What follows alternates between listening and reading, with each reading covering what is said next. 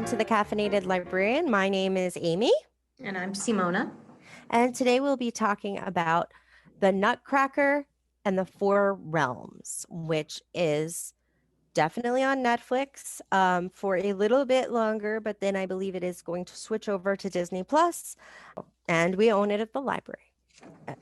So, okay, so first thoughts, Simona? So there were moments that I really enjoyed. Specifically, what I loved was when Clara first enters the woods that eventually lead her to the Four Realms. I thought that was a really lovely moment. I was getting heavy Narnia vibes when I was watching that scene. Another Did thing you I think loved the was captain was Mr. Tumnus? Yeah, like honestly, throughout that entire sequence, that's what I was thinking of. Even the way it was shot, how she just, eventually discovers the Nutcracker character. So those were the interesting moments. I did love the use of the original ballet score throughout the film. I thought that was Yes. really nice. Um, Other than that, though, this isn't a movie that I will re-watch. I think it had potential, but it just sort of got lost along the way. Maybe it could have benefited from being a little longer. Moments that were supposed to be comical came across as more buffoonish, and like the jokes kind of fell flat. Perhaps the most interesting character would be the Sugar Plum Fairy, is My probably the favorite. most interesting and engaging character. Uh, and I don't know if this would be jumping ahead a little bit, but what I kind of wished would have been addressed was, why did Marie, Clara's mom, not Clary, sorry, leave the Four Realms? When did she leave the Four Realms? So Sorry. those were some of the questions I was curious about, like how long was Marie a reigning monarch in the Four Realms? And a part that confused me is when the father is talking, no, I'm sorry, not the father, when Clara's godfather is Mhm. talking to her about her mother, he mentions that the mother was an orphan. And where was I? What was the part that was confusing me? Never mind. I probably will think back. Something about what he mentioned about her and then what's mentioned in the Four Realms kind of confused me in terms of timeline wise. But anyway, so at a certain point she left. It's not, unless it was explained and I missed it, I wasn't sure why the mother left to begin with. I mean, my thought is that she grew up. Okay. Because she invented all this when she was a kid. Mm-hmm. So my guess was that she grew up and she had kids and things got pretty hectic. Either that or it was when she died. And and this all has happened in the time since she's died, that everything has fallen into disrepair, considering time goes a lot slower nor faster. Time goes a lot faster there. Mm-hmm. So, yeah, my running guesses are that she got too busy to visit or that she died. I feel like she died because she seemed pretty committed to it. So one would assume that, because even when you look at the portrait that they have of her, she's an adult. So, okay, so my question is, like, was she, after she was married, was she like sneaking out every so often to like pop into the Four Realms and figure out like how her things are going, and then she would pop back in? Hmm. At what point did she learn about, the discontent that was happening, Right. in the Four Realms? Like, and okay, and I She might understand the not have film, ever known about the discontent. Like Yeah. I think Amy's kind of on the ball there. Like all that stuff, all that what was Drama. it? Drama. Yeah, that's a good word for it. All that drama probably happened when she died. but Yeah. then why, but then my question would be is, why would she give Clara, the beautiful egg, which I thought was, I loved that prop, it was very beautiful. Why would she give it to her? And then the Godfather basically, another scene that I liked was the whole present scene, the way the Godfather designed how you'll find your present. I thought that was very Yeah. creative. I By love the that. way, how the 1% live? I know, Not right? bad. I know. I was thinking that. That's Sign a me pretty up. sweet house right Yeah. there. Yeah, so I loved that whole scene. Hmm. So the fact that he wanted her to find the key, Well, it was her mother's wish yeah, but wouldn't that sort of mean that the mother was aware that there was a problem at a certain point? Because why? because they need a Okay, ruler. And time ran so differently that yeah. during the span of the Christmas party, Clara was gone at least part of a day and a night and another part of a day, Yeah. Mhm. and then she went back. So it's not like time really goes faster Yeah. there, slower in the real world. And so Clara's mom could have spent quite a lot of time there, and Agreed. Yeah. like she was just in her room sewing or something. And Yeah. Well, anyway, so that those were my takes on the film.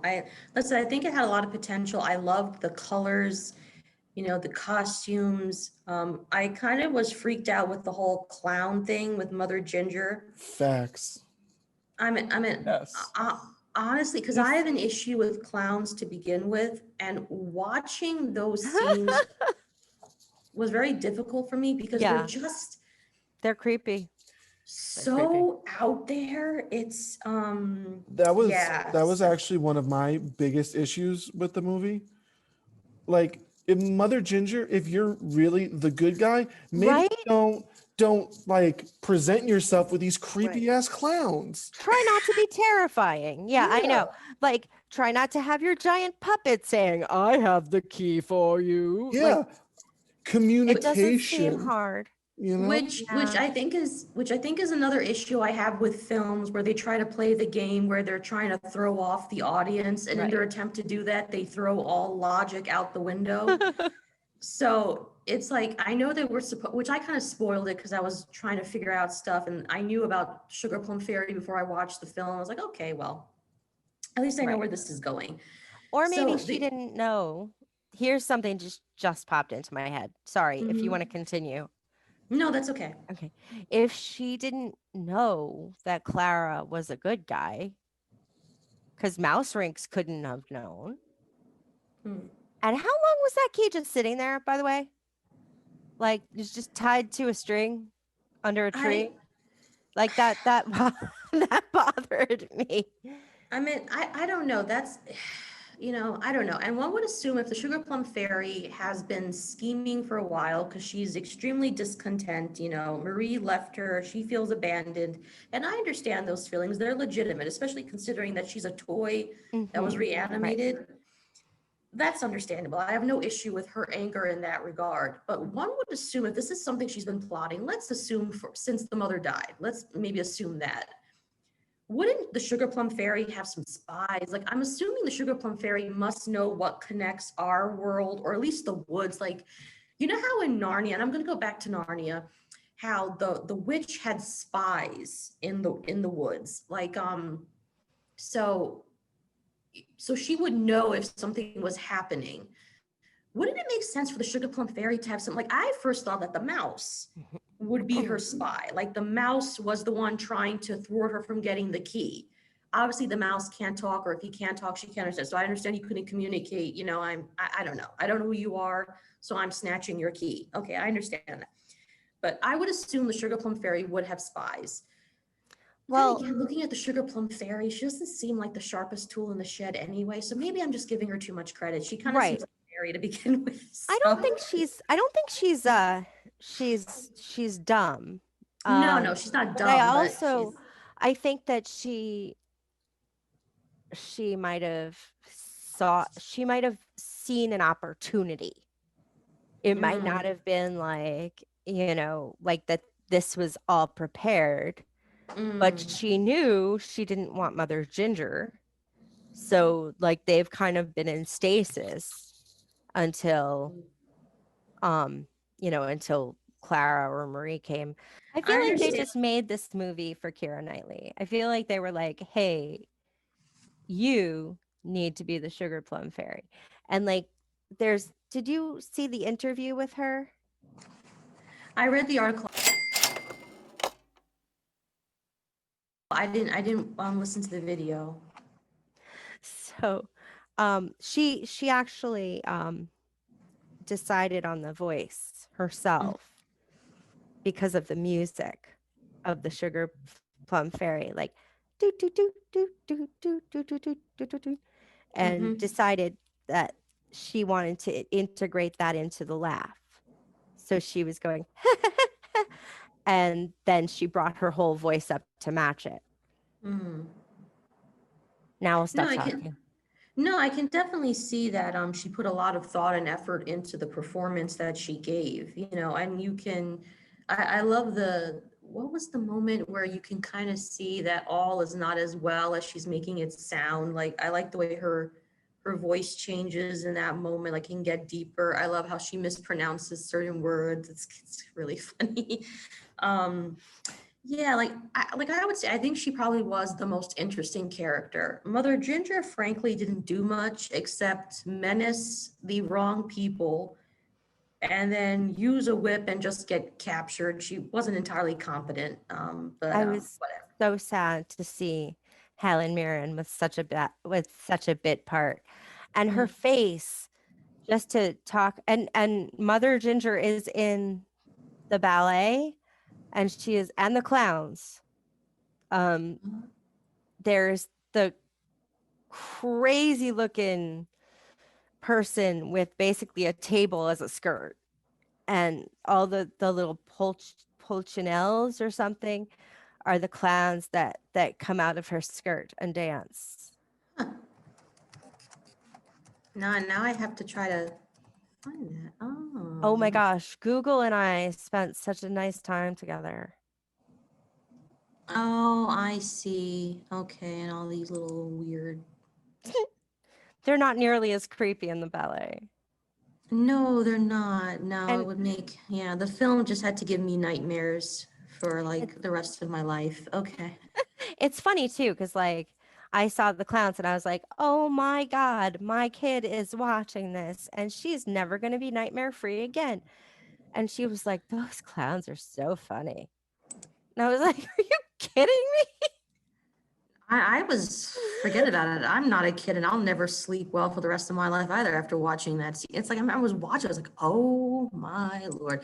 And then the way like they split into multiple Right. They were little hinged. clown peoples and then just rolling around and giggling maniacally. And I'm like, oh my Lord, this is like the stuff of nightmares. Yeah. Yeah. So, and then frankly, like, what's the region of flowers? It's almost like they introduced these quirky characters and they didn't do much. Land of snowflakes. Right. Right. Because I mean, think about the part Keira Knightley had versus like any of the other regions. Yeah, Like, so it's almost like they weren't even necessary. You could have just like skipped right over them and just made it right. all Keira Knightley and Right. Well, they tried really hard. I can tell to do like some nods at the original and the mm-hmm. Tchaikovsky. Yeah. But they didn't really like have enough meat of that in there. And like the Sugar Plum Fairy like is nowhere. I'm pretty sure I skimmed pretty hard, but I think I wouldn't have missed the Sugar Plum Fairies. I don't think they were there. Hmm. So like, that must have been an invention from Tchaikovsky, which was, I mean, honestly, I cannot say enough how much better of a choice he made with the realms, because the like, there were all these different very candy-y places. And Yeah, like I kind of wish, like, because I'm thinking back on the ballet and the different worlds that she goes are a lot more interesting than what they did in the film. Like, honestly, this film was giving me also some Tim Burton vibes. Like when you Mhm. look at Charlie and the Chocolate Factory or even um, the Alice in Wonderland, where it's very much heavy on the bizarre and the visuals, but the storyline isn't quite there. Mhm. And I felt like with this film, it was upping the visuals, but the story wasn't there. Mhm. They could have dialed some things back a bit. Right. I did enjoy Misty Copeland, and it was so funny when I watched. I was like, "Oh, is that Misty I Copeland?" did So not I realize that was Misty Copeland. yeah, I had to look it up. So yeah, so she plays the ballerina in the whole sequence when she's telling the story of how Right. Marie, you know, came into the four realms or whatnot. So that was a beautiful sequence. Mhm. And I liked the ending when she dances with that with another ballerina. I liked that moment as well. Mhm. Yeah, and I think also the thing that kind of bugs me in general about films made for children is that just because it's for children doesn't mean it has to be childish. And I think a lot of our films don't realize that, like especially the ones targeted to children. And I could think about like animated films Mhm. whose target audience is children, are children, but it's not childish. Right. They're still telling mature stories. There is Mhm. humor, but it's humor done well. Right. And I think with a lot of our films, we can't find that balance where we Mhm. dumb things down so much, and like even the ending with the two soldiers who like take up the post, like I wasn't even laughing. I didn't find I it know like they weren't funny. so annoying. Like I just like, go away, just leave. And even the Nutcracker character, what did he really do? He looked sweet and cuddly, and I loved him. Well, yeah, I mean he was adorable, but like what did he do? He And was can I give he a was like shout moral out to, support. which is important, I grant it, but can I also, in terms of freaktastic moments, Mhm. the mice, oh my God, I can't talk. The mice coming together to Oh form my one. gosh. If the clowns freaked me out, like literally I was watching and so it was like, oh my Lord. Like I was Yeah. like, this is, and I thought, is the giant mouse form the Mouse King? Is the Mouse King the one that stole like who is the Mouse King? Yeah, yeah. I That's don't the think part there that confused me too. I was like, who's the Mouse yeah, King? there's no Mouse King. There's no Mouse King. And Mother Ginger, um, Like, what's with the like scar? Like, I was I trying think to it's understand.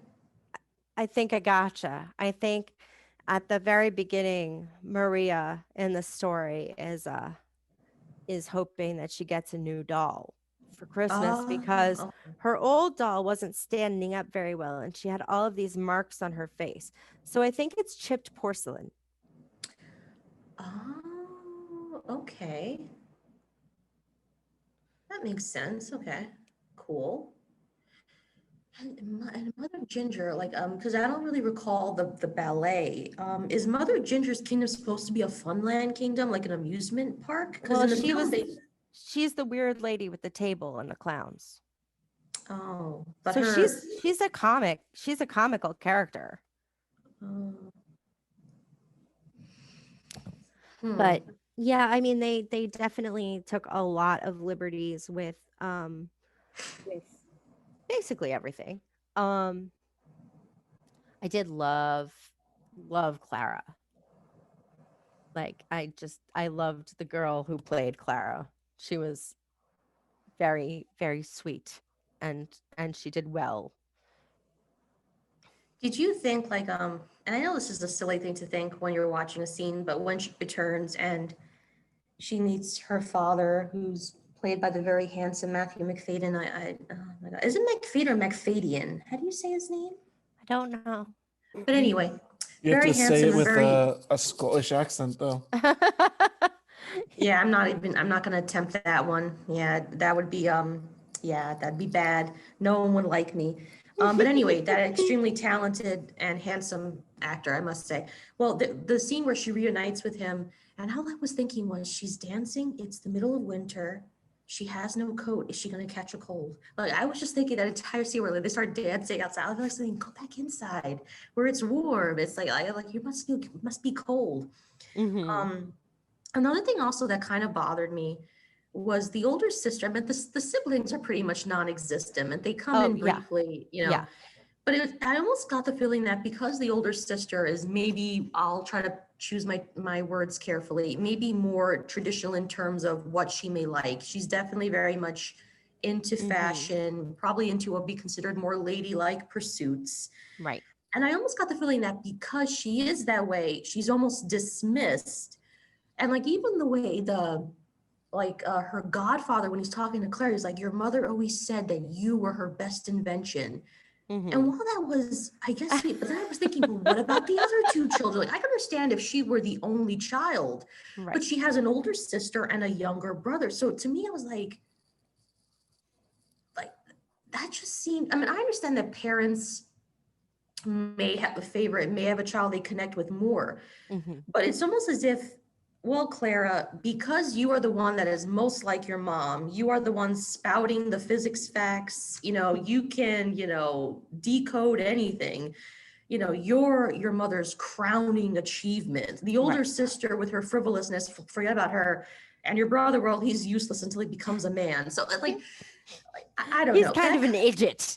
Yeah, it's like that just seemed like, really, you're her great, you're not the only child. It's like, Right. so I don't know. I think it is like because she was so much like her mother. Yeah. And I mean, I wouldn't say that would be appropriate. Like that my greatest invention was one of my Yeah, but she didn't say it. Yes. no. Oh, I guess she did. What was that? He said she said it, right? Yeah. Yes. So that was a little odd and weird. But I mean, I feel like in the interactions between the father and the daughter and Clara too, he's definitely seeing her more. He's definitely seeing Marie more in her. Yeah, yeah. And then again, I can see, because there will be a child that may, you may connect with on a certain level, but it was just the whole thing where I don't know. Anyway, I guess that That's kind the of kid like that it gets to almost, go to college. yeah. And another thing, I was thinking back, I love the dress that the Sugar Plum Fairy puts Clara in when Clara's getting her introduction to the court. All the costumes. Yeah, it kind of reminded me of, have you seen Ever After with Drew Barrymore? Yes. That dress reminds me of a dress that Drew Barrymore wears in that movie. It's the dress that she first wears when she's disguising herself as nobility and she runs into the prince for the very first time. That it was I just giving haven't me those seen it. vibes. I haven't seen it in a long time. I tried to show Ellie thinking it was right up her alley, and she was like, "Nope, done." So, but that was a few years ago, so I'll try it again. Yeah, it just that dress reminded me of something that Drew Barrymore's character wears. It was very pretty though. That's one of like my favorite costumes that she has on. But yeah, I don't think I have really much else to say about this film. And I was reading reviews, and there were obviously a lot of positive reviews. There are people that love the film, but a lot of the negative reviews were basically how it was sort of short on story, that the visuals are very stunning. And I will agree, the visuals are Oh, very yeah. stunning, Yeah. but the story kind of falls flat. But, I definitely think that there could have been a lot more effort placed on the story and more like nuanced description of the other three realms. Like if you're gonna do it right. Like they could have just taken out the two other realms and spent more time on Mother Ginger and the Sugar Plum Fairy. And the Mouse King is not there at all, and that was a pretty important part of the ballet, as far as I recall. I haven't seen it no, in years. no, And it definitely is. And I was expecting to see that because it's the whole thing where the Nutcracker right, has to battle the Mouse King out. And I thought I was going to see that in the film, right. I mean, it's like literally, I would say at least a third of the story. The short story is the battle. It's just like, come on. Like, and someone took a wound. Blah, blah, blah. It was like reading Le Mort d'Arthur. Like I literally couldn't get through it because like the first 5 pages were just talking about a duel, and I was like, done. But you know, it did play really heavily and also into the mythology behind the story. Yeah, I kind of like it was sort of like they were willing to give a few nods to the original, and I understand this Right. is not supposed to be the original, Mm-hmm. but at the same time, I don't know, like you're still relying on the fact that I think some people will be familiar with the original, and she's still supposed to be entering the same world as the original. It's not like she's entering a completely different kind of world. Um, I don't know. It was kind of like when you watch The Hobbit, and like they have all these wink, wink, nod, nods to the original trilogy because without that, no one Right. can follow along and figure out this is a prequel.